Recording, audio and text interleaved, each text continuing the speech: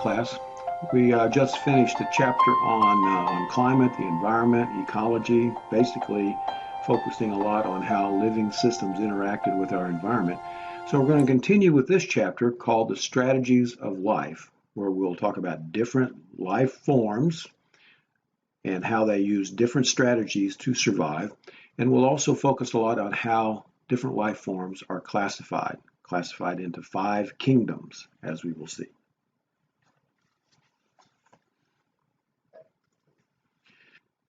Now, life is a very amazing phenomena.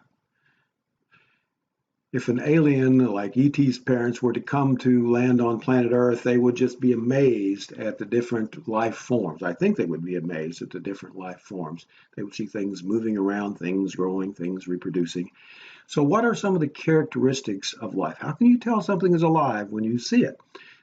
Well, one factor is the way living systems are organized into cells. We'll have a whole chapter on cells coming up later, but living systems are made of one or more cells, and including being made into various organs such as we are, eyes and our heart and our skin and bones and muscles. Another characteristic of living systems is the way they transduce energy.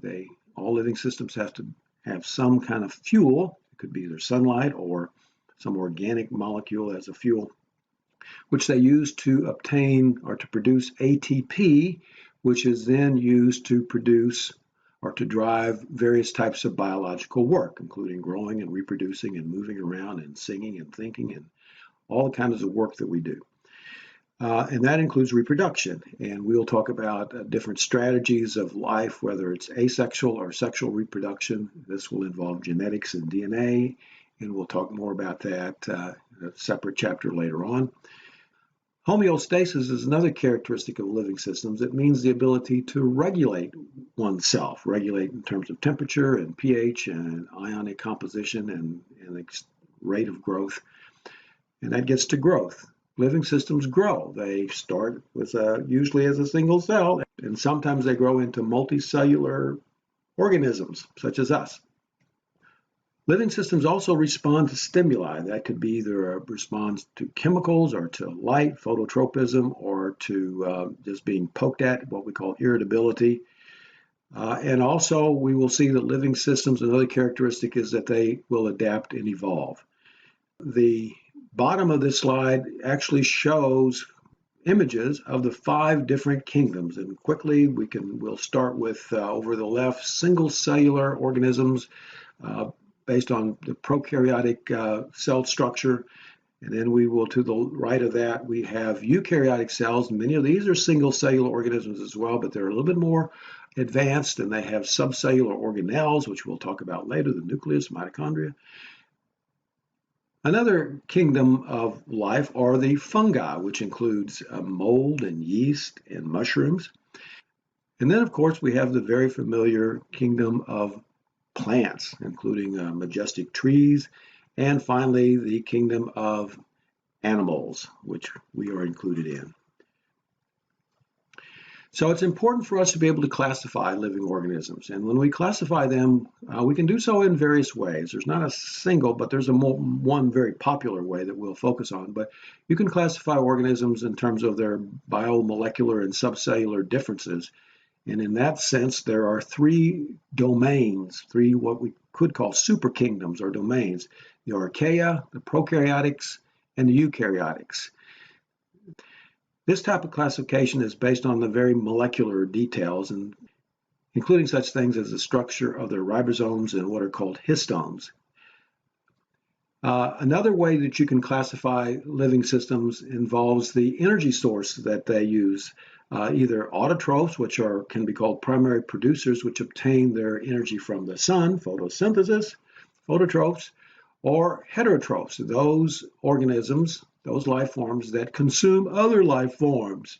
That includes us. And there are also a category of life forms that consume dead things, detritivores.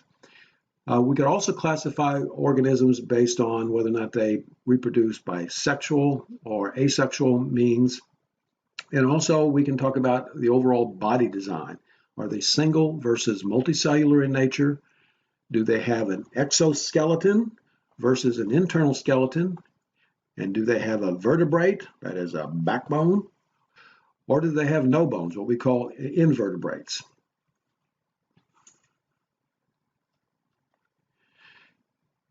And back to the three domains or the super kingdoms of life. We won't focus on this way of classifying very much, but it's important to realize that there are what we call bacteria, that is single cellular organisms based on a very basic kind of cell structure, what we call prokaryotic cells.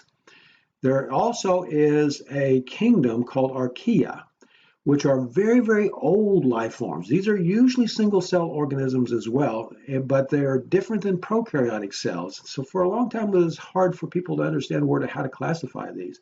We don't run into the archaea very often, so we won't focus on them. They live in very extreme environments, but they're thought to be some of the oldest of living cells. Mostly we'll talk about the domain to the right, called eukarya or eukaryotic cells, those based on eukaryotic cells, which includes us. Now, if you look at all of the species that we currently know about on planet Earth, we currently have identified close to 2 million distinct species, 1,800,000 to be a little bit exact, but some people estimate that there may be as many as 8 million species on planet Earth. We just haven't found them all or identified them all. Most of these are insects, as you see in the pie chart. In the next group, we've got animals and higher plants, the next two biggest categories, and the smaller grouping of protozoa, those single cellular organisms, algae, fungi, monera, or just what we call bacteria. Now, it's also estimated that since the beginning of planet Earth, about 99% of the species that existed at one time on planet Earth, actually greater than 99%, have become extinct by this time. So that we're only seeing the ones that have evolved most recently or which have survived all this time. The most commonly used system of classification of various life forms is what is called the Linnaean classification system. This was given to us by a scientist named Carolus Linnaeus, and he classified living systems based primarily on their physical similarities, which is, pretty intuitive.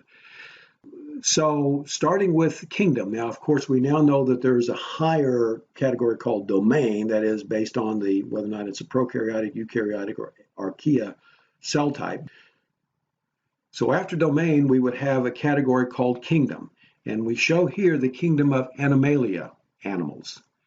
And that sort of makes sense. You could imagine there is a kingdom of plants, and yes, there is. And we said that there are 5 kingdoms: Animalia, plants, fungi, protista, and monera, which we'll get to in a second. But an example of a kingdom would be animals, Animalia.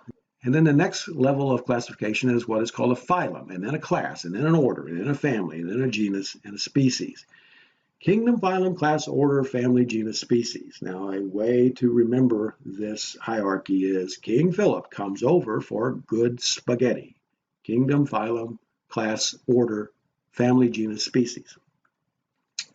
So if we start with the kingdom of Animalia, then a phylum could be those that have a central nervous system, a nerve cord. Those would be called the chordata. And you can see that would eliminate some, and you would have those that have a spinal cord. And then you would get into those that are mammals, a class. We're in the class of Mammalia, and we'll tell you what that means in a second. And then you would have order. We're the order of Carnivora, that is, we eat meat. Okay, or these animals eat meat. And then you could have a family, and an example I've shown here, the family is Felidae, which, as you can see, are sort of cats, various cats, lions, and tigers.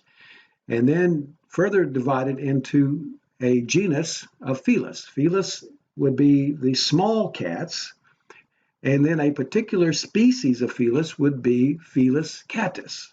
That would be the familiar house cat. So this is the hierarchy of our classification system. And we will see that we give species a two-word name, a binomial nomenclature. We give their name as a genus and then species. So Felis catus. It's in the genus of Felis, the broader category, and then it's the specific species called Felis catus, or the house cat. Now we'll pause at this point, and then we'll come back in the next lecture, and we'll continue talking about the Linnaeus classification system. I'll give you a brief little progression quiz, and then I'll see you shortly.